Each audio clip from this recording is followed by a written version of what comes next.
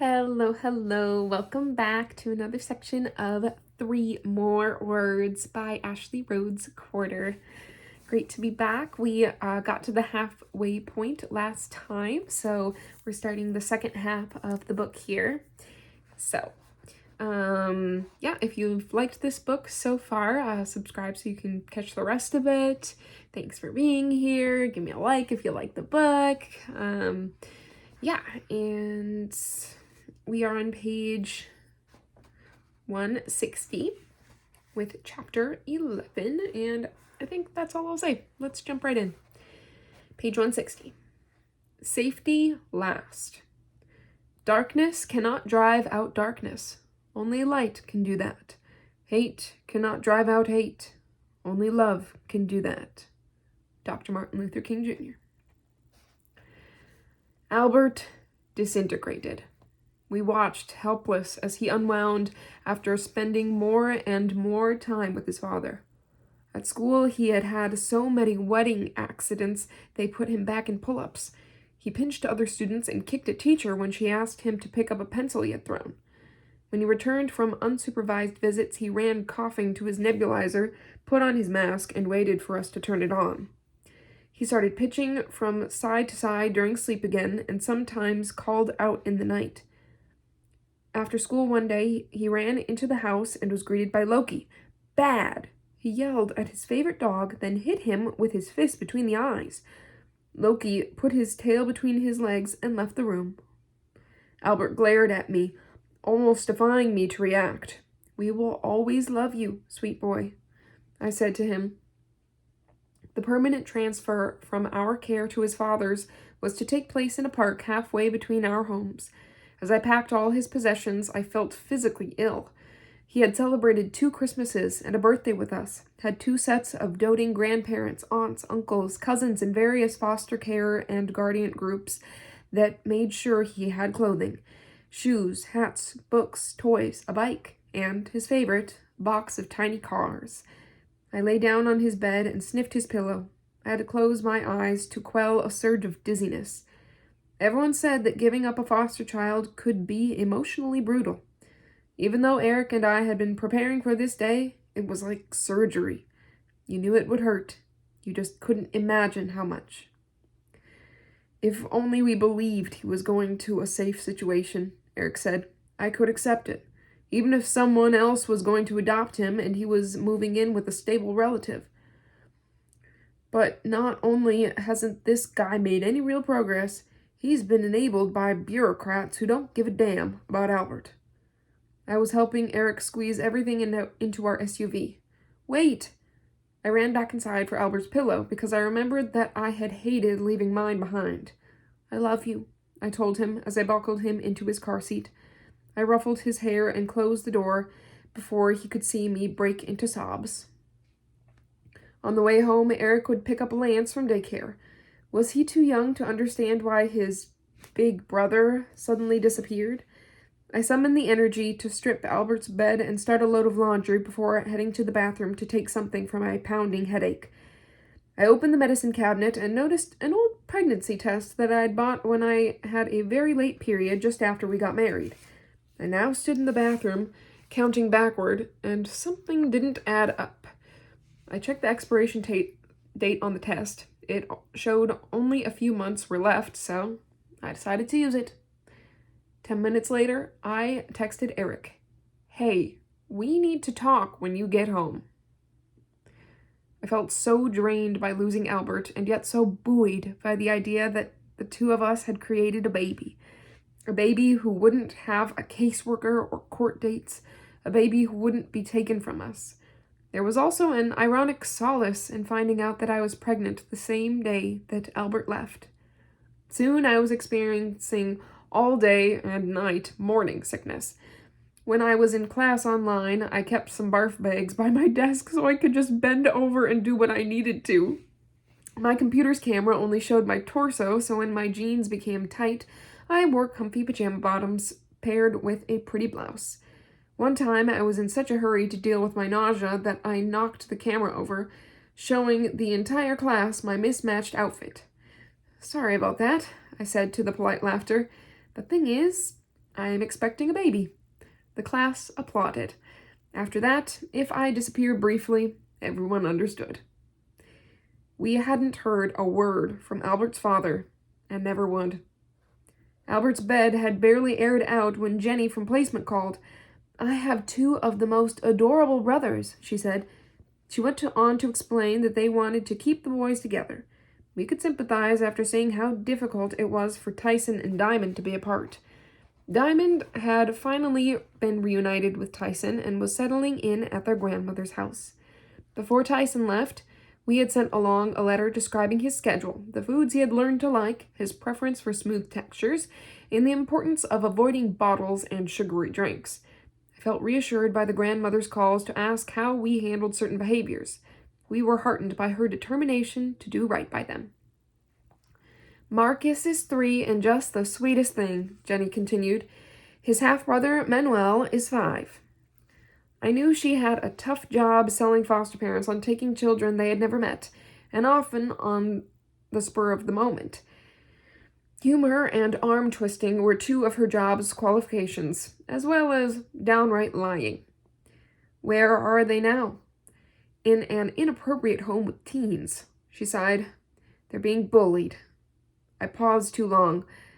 "We'll have them there by 4, she said, and hung up before I could argue further. There was nothing adorable about Manuel or Marcus. They looked and behaved like mini gangsters. "How old is Manuel again?" I asked the caseworker. 5? She checked the paperwork. "I know, he looks 10. At 3, Marcus weighed twice as much as Albert, who had been about the same age. While Eric was still carrying in their belongings, they began to irk each other by trying to stomp on each other's feet. Little Marcus was the dominant personality, who constantly provoked his brother for attention, and the attention he got was in the form of elbow jabs and a barrage of F-bombs. "Whoa, buddy," Eric said. "You can't use that word in this house." "Why the hell can't he?" Manuel asked. "Because," Eric said slowly, "it's not polite or good for the baby, who is just learning to speak." "Oh," Manuel replied, accepting that answer. Over the next few days, they begged for television. With Albert, we limited viewing to a few educational programs a week, but I relented with these two because I needed to write a paper. "We want something with guns," Manuel said. "Yeah, bang bang," his brother replied. "Sorry, not here," I said. Marcus pointed to the Nintendo Wii. "Grand Theft Auto!" "Don't have it." I changed to a children's program on PBS and took the remote with me. I understood foster children's preoccupation with violent movies. Luke had been obsessed with them, and I remember bragging to one foster home that I had seen Children of the Corn. In order to deal with foster care chaos and with dysfunctional pasts, children like us flattened our feelings. Scary movies awakened senses, if temporarily. I remember both the thrills as well as the bad dreams. When I had awoken, though, my reality was sometimes even more frightening. "Who told you this was temporary?" the new boys' case manager said. She had come early for a visit and was waiting for Eric to bring the brothers home from school. "We have not been able to locate any suitable family members who could pass a home study, so this is being considered a cold case. I don't know how long we can keep them. They're way too rough with Lance, and I'm worried about them hurting me while I'm pregnant." "But you're amazing parents," she beamed at me. The front door flew open and Marcus rushed into the room, heading directly to the bookshelf. He pulled out his new favorite book, Pinocchio. We were weaning them from TV to books and imaginative toys like trucks and Legos. He hurried over to Eric, who was walking inside. I had to admit that it was encouraging to see these boys beginning to enjoy calmer, more age-appropriate activities in such a short time. "Just a minute, buddy," Eric said to Marcus, then turned to the caseworker. "I have interesting news. When I went to pick up the boys from school, a girl came rushing over to me. She told me that the brothers are her cousins and that they share a grandmother named something like Heidi or Hedda. Did you get the grandmother's number?" "Of course." The caseworker had an odd smirk on her face. "We should hire you to do our diligent searches." We didn't trust anyone else to make the first contact, and so we called the grandmother ourselves. She already had custody of another set of related children whose parents were in jail on drug charges. We passed on the news to the caseworker. If the grandmother is agreeable, you can place them immediately, I said. Her home study is only 2 months old. The boys moved in with their grandmother after only a few weeks with us. Our going-away gift to them was a new set of children's fairy tale books. As for Lance, his aunt's home study was still in progress. It had been completed, but then his aunt had moved to a bigger house to accommodate him, which required paperwork on the new residence. We suggested that she Skype with us so Lance would get to know her face and voice. She loved these sessions, and when he blew her kisses, she started to cry. Before long, our placement counselor, Jenny, called late on a Friday afternoon. When the agency number showed up on the caller ID, we never knew if it was a worker or a placement, but it was almost always something that would alter our plans, if not our lives. We have the most adorable baby boy, an infant really, just 5 months old and simply gorgeous. You don't have to sell me. I'm pregnant and am a big softie this week. What's his story? The usual, drug affected when he was born, slightly premature, developmental delays. His brother is in another foster home, but they didn't feel like they were ready to take on the baby. Jenny paused. Can we bring him over in the morning? Eric's mother, Sharon, was there when little Dakota arrived. She took the bundle of baby while I signed the paperwork.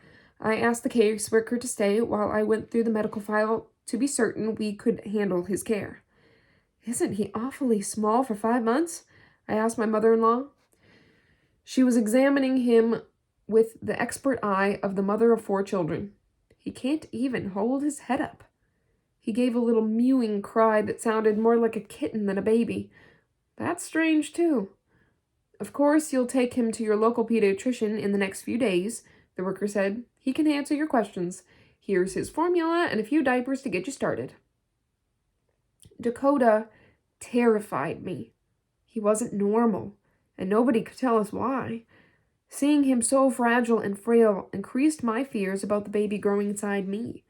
His navy blue eyes bulged slightly, making them seem otherworldly. It might just be the sensory deprivation from being in an incubator so long, Sharon suggested, all the while rocking Dakota and gently rubbing his back. The only cure for this sweetheart is to keep him close so he knows he is loved. Dakota was lethargic, ate poorly, and had a bluish cast to his skin. The pediatrician thought he might have shaken baby syndrome, a traumatic brain injury that is the result of being handled violently. We had to make the rounds of specialists who looked for bleeding in his retina and brain damage to his spinal cord or neck and scanned for other fractures. I began to dread the waiting rooms. The limp baby in my arms had the complexion of a freshly peeled almond, and the fuzz on his head was wiry. He drooled a lot and didn't respond to my attempts to get him to smile. Other parents, technicians, and personnel gave me disapproving stares, figuring I was the mother who had harmed him, and to make matters worse, my own pregnancy was now showing. So who knows what they were calculating. Even though we tried not to use the foster word in relation to any of our children, Eric and I started emphasizing it with Dakota's medical visits to avoid an overzealous healthcare worker calling the abuse hotline. After one appointment, Eric and I only had Dakota with us, and we went to stock up on diapers at the store. I was carrying the baby in a harness on my chest, while Eric pushed our purchases in a cart. When Dakota fussed, I replaced the pacifier he had spit out. A woman with silver hair glanced from my bulging tummy to our biracial baby to Eric, trying to figure the relationships. Eric gave the lady a winsome grin. I forgave her. The woman reeled back and moved to a different aisle. When we got outside, we both cracked up. Did you see her double take? But the truth was, I felt like I was always being scrutinized, and I hated the stares and comments we would get when we used subsidies for our foster kids. All foster children under five qualify for WIC, W-I-C, the Federal Supplemental Nutrition Program for women, infants, and children. If I shopped with my foster kids in tow, clerks would look at the kids and my pregnant belly and roll their eyes. Nice purse, a woman behind me in line once said, meaning, maybe you should be spending money on your kids and not handbags and a smartphone. Eric wasn't spared the rude remarks. Once, when he was buying formula, he gave the cashier his WIC card. Thinking he was pulling a fast one, she called her manager. "We don't see a lot of men," she said later as an apology. Assumptions are everywhere. Another time, I was sorting my grocery items on the belt because the WIC items were checked out separately at this store. In front of me was a tall African-American woman teetering on brightly colored leather high heels. She had paid for her order and had started to move her cart. "Wait till I ring up your welfare items," the clerk said to her. "Those are not mine," the high-heeled woman spat back. I had come from a meeting and was wearing business attire. The cashier hadn't considered that the items could belong to me. Family friends were fostering 3 siblings under age 3. "I've been called white trash," the wife said, because she bought formula with the subsidy. Another time someone said, "If you can't afford your kids, stop sleeping around and go to work." She had been too shocked to answer. But I wish she had been able to point out that her husband is a pilot with a major airline and she is a physical therapist. One of the children in her care had her leg snapped by the mother's boyfriend, and she helped the baby through an arduous recovery. Fortunately, many of the people in our community have come to know our family and respect what we do. "And what's this fellow's name?" one of our favorite cashiers asks when we bring a new child to the market. I'd like to think that for every intolerant bigot, there is a big-hearted person who would also foster if they were able. I kept a meticulous diary of the number of bottles, meals, and wet and soiled diapers Dakota had to prove we were doing everything possible to help him gain weight. The doctors ruled out various diseases and syndromes and changed his formula several times. There was no information on what drugs his mother had taken during her pregnancy, and she didn't visit him. She also didn't think she had done anything wrong. One unintended problem with my pregnancy was that I was losing my lap space, but I still had babies who needed to cuddle closely. Later in my pregnancy, I was told to not lift anything heavier than 20 pounds, so I had to discourage Lance when his little arms went to the up position. Dakota was still so light I didn't hesitate to carry him. Sometimes I'd rest on the couch with him lying across my chest. When he'd fall asleep to the beating of my heart, I felt a wave of maternal satisfaction. To our amazement and joy, Sharon's love cure seemed to be working. After such a long time without any measurable growth, we started to see Dakota gaining strength week by week. Eric, with a lot of help from Lance, coaxed him to giggle. Soon he began to give us shy smiles. The staff at his daycare doted on him too. I would have preferred to keep him at home, but Florida's Rilya Wilson Act requires foster children to be in daycare. Named after a child in state custody who disappeared for 2 years without anyone knowing about it, the law makes sure that teachers or child care workers see the children during the week, and they must report absences.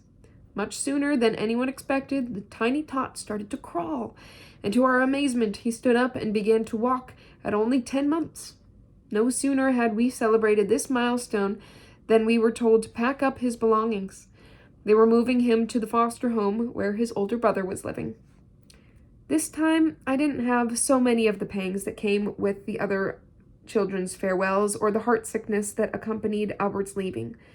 I realized that part of the grieving for Albert had been my fears for his safety and knowing he was not going to a good, stable situation. We had really helped Dakota, and he was being reunited with family, so that counted for something. In any case, there was little time to worry about Dakota, because the very next day, Bruce replaced him. "My mommy does pills," the boy said before he had even crossed our threshold, and Granny does pills too." "Oh my," said the transporter who brought him for just a few days. "He speaks really well for a kid who's 2. Eric said. "He's 4. The worker said. Eric looked at me and we laughed. Once again, Jenny had fudged. "You know what else?" Bruce said in a cute, raspy voice. "My mommy's belly button baby's gone because she does pills." Had his mother had a miscarriage, or had the state taken the child from the hospital? The phone rang. Jenny was breathless. "You have dogs, right?" "Yes, 3. Has Bruce arrived?" "Yes, why? Has he seen the dogs?" "Not yet, he just—" Jenny cut me off. "Bruce was mauled by a dog and has a panic attack when he sees one." "Great." I muted a groan. "What do you expect us to do?" "It's Friday," Jenny said. "I'll move him by Monday, okay? You seem to be able to cope with anything." "Look, we don't want to upset the kid. If he freaks, then you'll have to find him an emergency placement." "Okay," she agreed. "And one more thing," I said. "This kid is double the age you claimed. We know you're under a lot of pressure, but all we ask is that you tell us the truth." Jenny hung up with a barrage of apologies. That night, when it was time for Bruce to get into his pajamas, I helped him out of his shirt. He winced.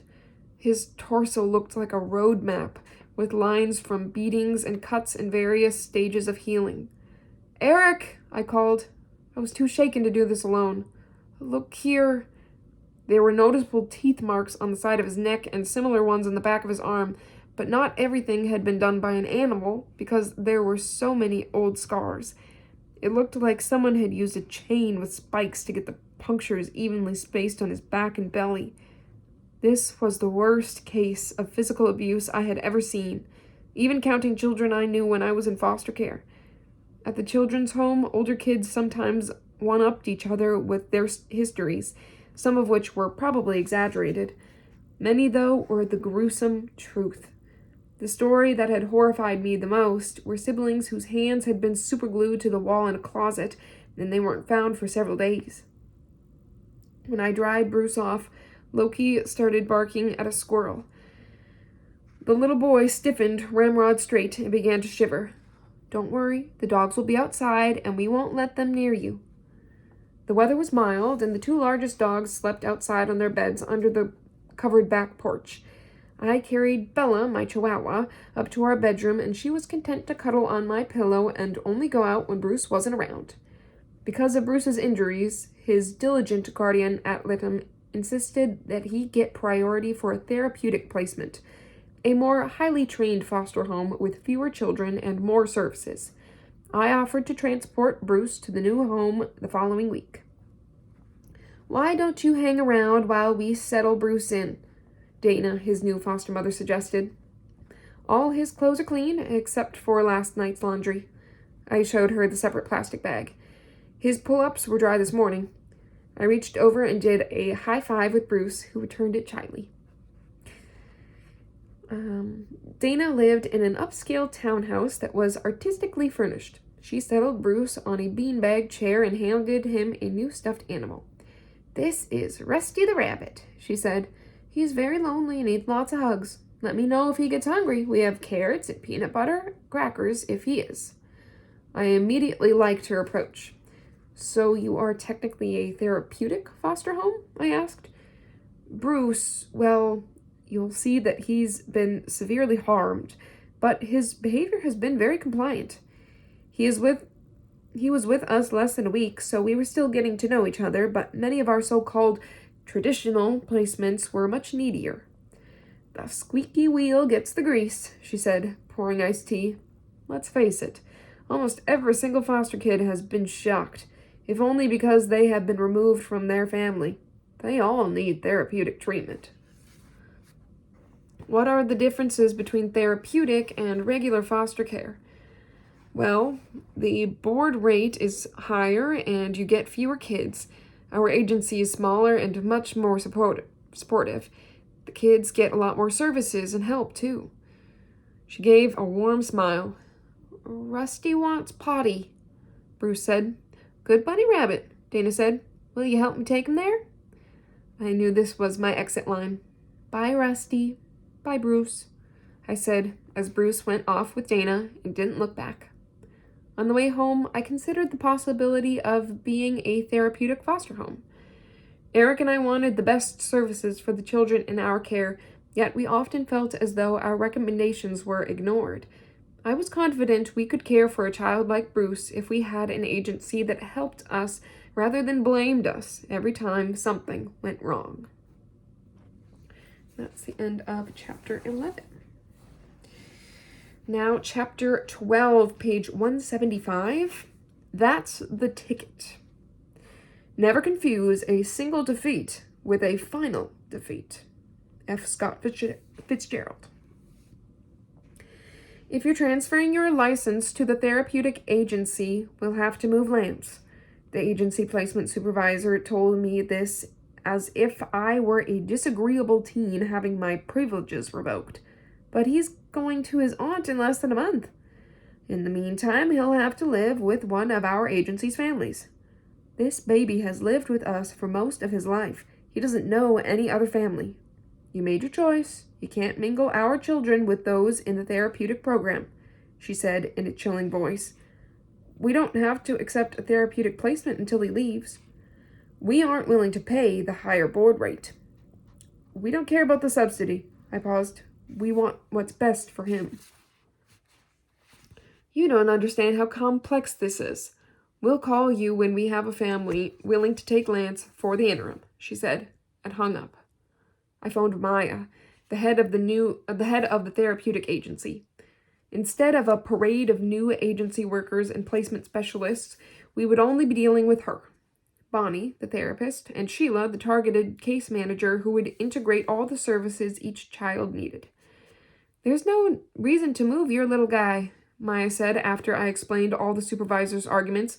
We won't give you one of our children until he leaves. The idea that he would be in danger is ridiculous. I feel like they're trying to punish us for some reason, because he's the one who will suffer, but he's the one who will suffer. They don't like to lose what was theirs, Maya explained. Then maybe they should have been more encouraging. They pushed a reunification and gave a child back to an unsafe, unfit parent. They've pressured us to take children who were not suited to our profile, and they didn't even pay attention to the fact that we had dogs when they placed a child with us who had just been attacked by one. When we speak up for the kids in staffings or court, we're either ignored or asked to sit down. We are tired of being the bad guys when all we're trying to do is help these kids, I grumbled. But the point is, what can we do about Lance? Let me see if I can work something out between the agencies, Maya said. I felt like we were going through a divorce and the child was suffering for the decisions of the adults. There was no way I could explain it to Lance or even to his aunt, who tried to get permission to move him a few weeks earlier. 2 days later, Jenny called. This time, she didn't sound like we had won a free vacation. Just letting you know that a transporter will be coming for the child today between 4 and 5. Today? He's at school till 5, and he's not packed. Besides, I thought the agencies were still working on another plan. Sorry, that's not what I was told. Where is he going? To the Gordon Becker foster home. She paused to see if I would react. Oh, Margot and Carlotta, they're great. I spoke at one of their training sessions. Give me their number and I can transport him for a smoother transition. When I phoned, Margot answered. I remember you, she said, but I didn't realize you were the one who had Lance. I tried to explain why Lance was being moved without bashing the agency, which would be unprofessional. Can you maintain Skype contact with the aunt? Of course we can. My wife is in IT. I'm glad he'll have 2 moms for a while, I said. He's my cuddle buddy. I typed up Lance's schedule and packed his favorite toys, his clothes, some organic snacks, and his sippy cups. Eric and I brought him to their home. Bye-bye, Lance chirped, and blew kisses, probably expecting us to return shortly. We smiled and waved and clapped, determined to give him a happy send-off. But when our car was out of sight, I slumped into my seat and sobbed. That evening, Beth, my best foster mother friend, called to console me. "Do you need any clothes for your little Frankie?" I asked. We had a huge stack that Lance had outgrown. "How did you guess?" Beth said. "He's turned into the cutest little butterball." "Great," I said. "I'll bring them over tomorrow." I was driving to her house when she called, crying so hard that I could barely understand her. "Don't bother coming. Frankie's gone." "What?" Beth was even more sensitive than I was when it came to these children, because she hadn't been hardened by so many disappointments. She had a master's degree in child development, had married her college sweetheart, and had grown up surrounded by a loving family. "I'm still coming over." "Daycare called and said a worker took Frankie to a new placement," Beth said when I arrived. "Without any warning to you?" Beth nodded. "Maybe he was kidnapped by a family member?" "No," she stuttered. "I called the caseworker. She knew about it and acted like this was normal." "What about all the clothes and toys you bought him?" "They took our backpack, Brian's actually, and whatever he had at daycare. I don't understand why." "This is so wrong," I said. "They are desperate to recruit foster parents, but then they pull stunts like this." "But we brought him home as a preemie from the hospital, and he's only known us for all this time. He has to be terrified." "Supposedly babies are more resilient, but we don't really know how the separation affects them." I can remember feeling cold and empty and scared when I was moved without being able to say goodbye. Once I was woken in the night and taken on a plane to live with relatives I had never met. I thought the system would have changed since then," Beth said. "Me too," I said after a long pause. "Obviously it hasn't. It may even have gotten worse." My latest field placement was with a religious group that assisted pregnant women and also ran an adoption division. I could make my own hours, which allowed me to keep my classroom and speech commitments. Mary Lou Krebs, the program's director, had read my book. "We're thrilled to have you on board," she said. "I'll organize a fundraiser and you can be our speaker." But I started to explain how my bookings work, but she continued without pause. "The cornerstone of our mission is preventing abortions."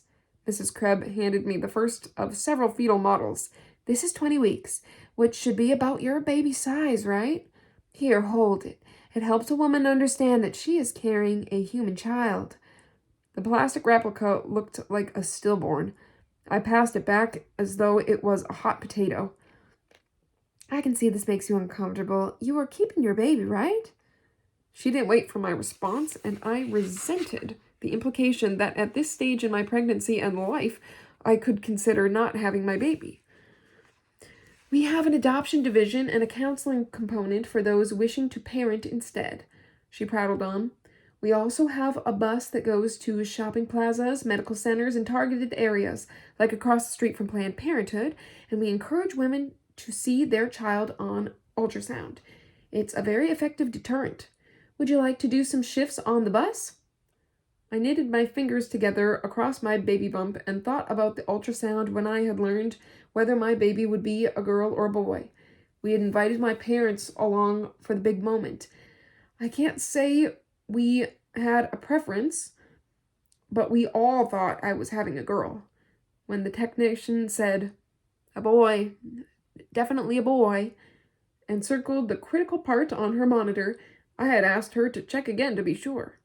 Everyone had laughed and cheered, especially since almost all our foster children had been boys, and we felt like we understood them and their care well. I did not want that joyful memory to be diluted by seeing women in different circumstances feeling negatively about their pregnancies. I don't think it would be the best use of my skills. Mary Lou sensed she had touched a nerve. She handed me a piece of paper. "Our rules are very simple, but there can be absolutely no deviation." Mary Lou's chipper voice became more grating. "Let me know if you can follow them." I scanned this list that forbid mentioning any sort of contraception or unapproved referrals. "I think I can comply with this." I said. I had already worked at a shelter for pregnant teens run by a church, and they also hadn't let us talk about birth control. I assumed I could bottle my own beliefs and strive to help each client to the best of my ability within their program's framework. Outside Mrs. Krebs' office, the waiting room was filled with women in various stages of pregnancy. Most had come in from smoking outside. I was warned not to criticize them in any way because that might scare them off. I started by observing my immediate supervisor, Priscilla, doing intakes. That afternoon, Priscilla asked a woman how many children she had. 2, she replied. How many pregnancies? Priscilla said as she filled out her sheet. 5 or 6. Only 2 babies, Priscilla said without hiding the shock in her voice, because she assumed the woman had aborted the rest. Oh no, I got more. Priscilla stopped typing into her computer. I don't understand. I cleared my throat, and Priscilla nodded that I could speak. Are some of your children living with relatives, or could they be in foster care? Yeah, the state took a bunch. Some are with my mom, the baby's with me. So why are you here today? Priscilla asked, relieved that she wasn't dealing with her version of a serial killer. I need more diapers and wipes. We'd be happy to help. Anything else we can do? Priscilla said with a practiced, kindly tone. Do you need a pregnancy test? My man, we're engaged. He's out of prison in a few months in Georgia. Can you fix me permanent so we don't make a baby? Don't you want to give him a baby? Priscilla said to the client. I'm sorry. That's ridiculous. As if reading my mind, she shot me a look that I wasn't to intervene. Afterward, though, I couldn't understand her flat-out encouragement to bring more babies into this woman's world of poverty and crime. One of the first clients I saw on my own was Navasha, who was on disability because of psychiatric problems. I asked about her children. I got a 19-year-old boy who's living with me, but I know he's got to leave. Why is that? I asked. I caught him having sex, she paused, with his half-sister. How old is she? I asked, trying to keep censure out of my voice. 10. She big enough to get a baby. Navasha had also come in for the free supplies provided to help women keep their children. She still had 2 in diapers at home. I checked her file. She had been in several months earlier to ask for free supplies, and I saw a note about the sexual abuse concerns written then. Why didn't anyone follow up on this? I asked one of the supervisors. That's not our role, she said.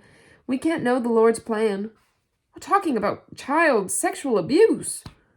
Don't be hasty to judge. As a foster parent, I am a mandated reporter, I said. So no matter what your policies are, they don't trump my sworn responsibilities. Later, I called the Department of Children and Families hotline as required. My strength turned out to be talking to the moms who were considering surrendering their children for adoption. I also made hospital visits to see brand new mothers. One undecided woman agreed to an open adoption after we spoke. She was comforted by my adoption story and that I am still able to be in touch with my biological mother. I found it excruciating not to answer direct questions about preventing pregnancy. One woman who was having her 12th baby became angry. Why won't anybody tell me what to do? She shouted. I wanted to blurt out for her to just go to the health department, but that was also against the rules. I thought I could have suspended my personal principles, but this woman's plight had been the last straw. I asked Priscilla to see her. Afterward, Priscilla said, Are you feeling all right? Actually, her case upset me, I admitted. Of course, she said in a syrupy voice.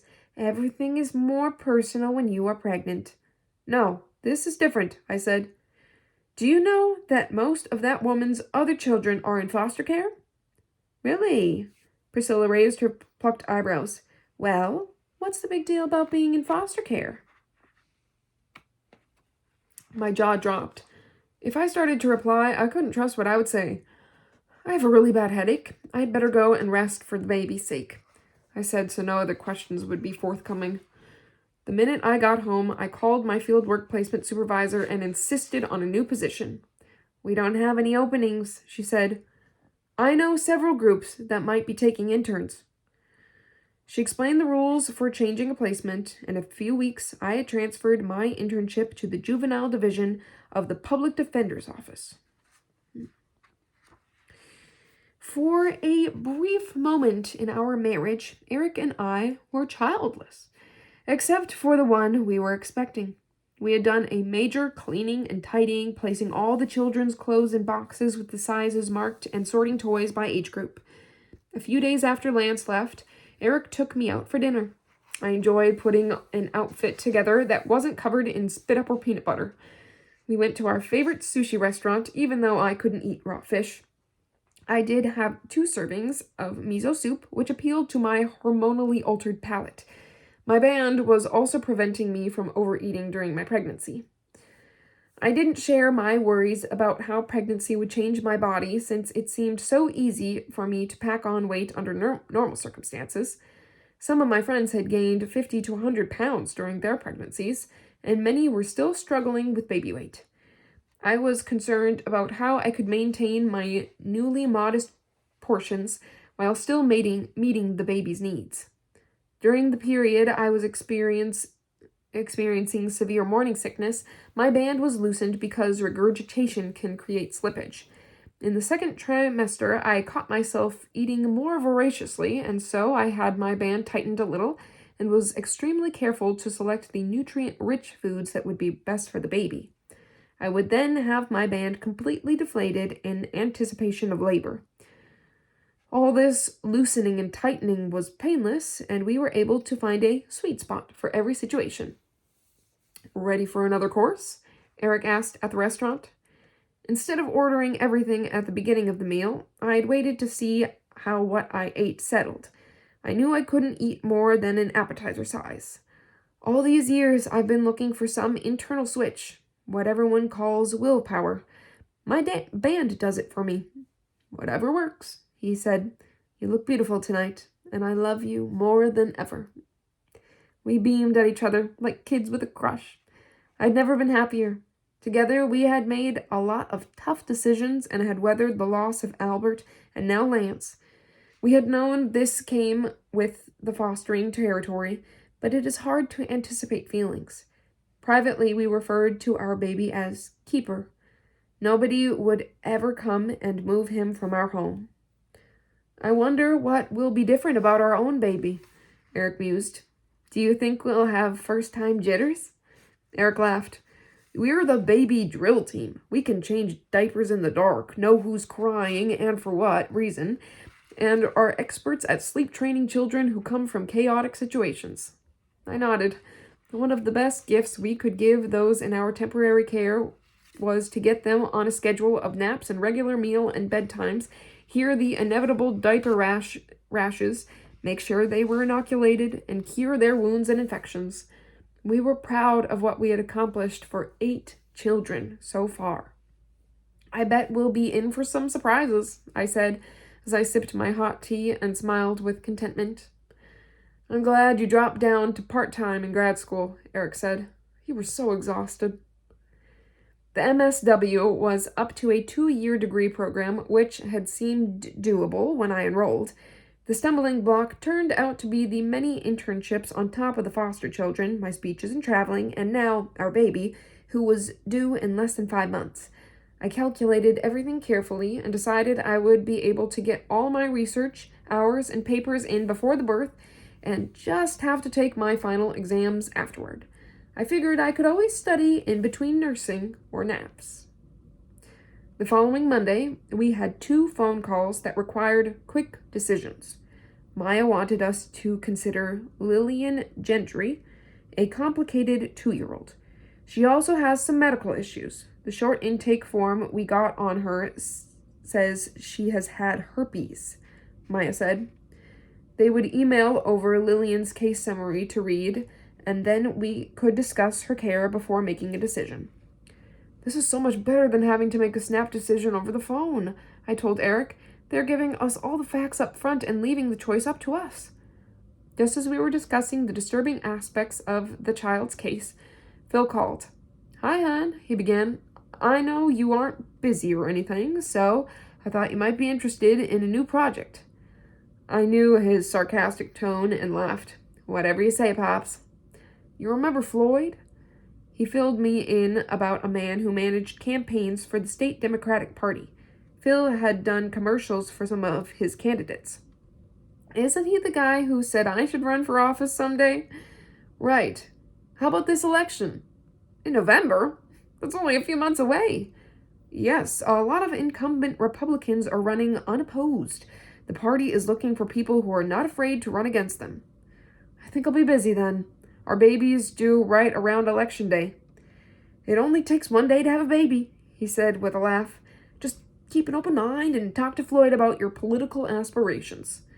A few months later, Floyd called. "We'd like you to file," he said. "There are only 5 days before the qualifying period closes." He had stirred the part of me that loves a challenge, but I'm only 26. Hey, Debbie Wasserman Schultz was the same age when she was elected to Florida's House of Representatives, and now she's the chair of the National Democratic Party. I'd love you two to meet. Okay, let me talk to my husband. I'd almost hung up when I thought of another question. "What office do you want me to run for?" "State Senate." "Really?" My voice went way too high and squeaky. We're like, "Really?" Eric had questions and major reservations. "But think about all the good we can do for people just by campaigning," I said. Within a few hours, Floyd had emailed the paperwork to register my campaign. Eric and I tackled it immediately. If there was anything at which we excelled, it was bureaucratic forms. The next day, we met with Floyd. "Are you sure I should run for the Senate? I feel like I'm skipping a few steps." "It's been done before." "Is my pregnancy a deterrent?" "On the contrary, nobody's going to trash a pregnant woman," he said. I could almost see Floyd's mental gears meshing as he considered the pros and cons of every point. Eric was also analytical, and I would rely on his ability to sort out potential issues. We'd make a superb political team, I thought, hardly believing I was actually running for a state-level office. Floyd promised we would get all the help we needed. By the end of the week, I was a registered candidate, and the newspaper started calling it the David and Goliath race.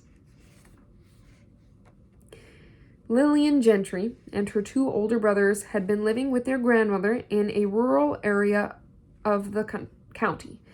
I shouldn't be shocked about the youthful age of grandmothers. My own would have only been 33 when I was born, if she hadn't died the weekend I was conceived. But here was another one in her early 30s. Lillian had been placed with her due to the usual, drugs and domestic violence, or so we were led to believe. The reason the 3 children disqualified for therapeutic care was that they were on multiple psychotropic medications, including mind-altering drugs used to treat attention deficit, hyperactivity disorder, anxiety, depression, and psychosis.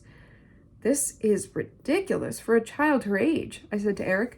"I mean, these are intense drugs, and they could permanently change a young child's brain. Why do they give them?" Eric asked. "Let's face it, every child who is removed from their family is upset, and some freak out more violently, at least on the outside, than others. But in this case, I bet the family just didn't want to deal with 3 young hyper kids." "Did they give them to you?" I asked. "No, I was able to control my feelings by pretending I didn't have any." I grinned. "Worked for me, but lots of kids at the children's home took several pills at medication time." "We'd better find out if this little one really needs them," Eric said.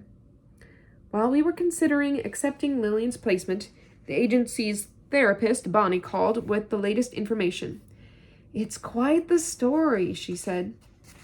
"So the grandmother spends Sunday shopping with the 3 children and a family friend. A couple of times the grandmother runs into a store while the friend remains in the car with the children. She took a long whistling breath. When they return home, the grandmother unpacks the car and starts cooking. When she calls everyone for dinner, the friend doesn't show up. The oldest boy says she's still sleeping in the car. Grandma tells him to go get her. He comes back and says, she's blue. Blue? I asked. As in D-E-A-D. Dead. The kids were driving around all day with a dead lady in the car? Apparently she'd been gone a long time and Grandma never noticed. That's a new one. Are you considering Lillian? Tell me more about her medications. She has prescriptions for oppositional defiant disorder, attention deficit hyperactivity disorder, and a mood disorder. She's even on a low blood pressure medication. And she's how old? 2.5. But all 2-year-olds are defiant and hyper and moody. We expect to wean her off all the meds to see what she's like on her own. Why did they prescribe them to her in the first place? Bonnie's voice was calm and soft. The grandmother was overwhelmed by the 3 siblings, and so she complained to a doctor. It's like a psychiatric leash, I said. Exactly. If you turn them into zombies, they behave better. Speaking of drugs, I saw a note that said Lillian had overdosed. What is that about? She swallowed some of her parents' pill mill drugs. I gasped. She was in a coma for a few days, Bonnie continued. I think that's what precipitated the original move to her grandmother. I have a call to my midwife to find out if I can care for a child with herpes during my pregnancy, I said. I'll let you know after I talk to her. My midwife, Darlene, hedged a bit. If there is an outbreak, you'll need to wear rubber gloves for diaper changes, she said. Hopefully we can potty train her soon. Eric counted on his fingers. I think we've trained 4 so far. Or is it 5? Maybe I should put that on my campaign resume. And I think we will stop there on page 191 in the middle of chapter 12. Thanks for joining me for this section, and I will be back another time this week for another section of 3 More Words by Ashley Rhodes Carter for you. All right, see you then. Bye.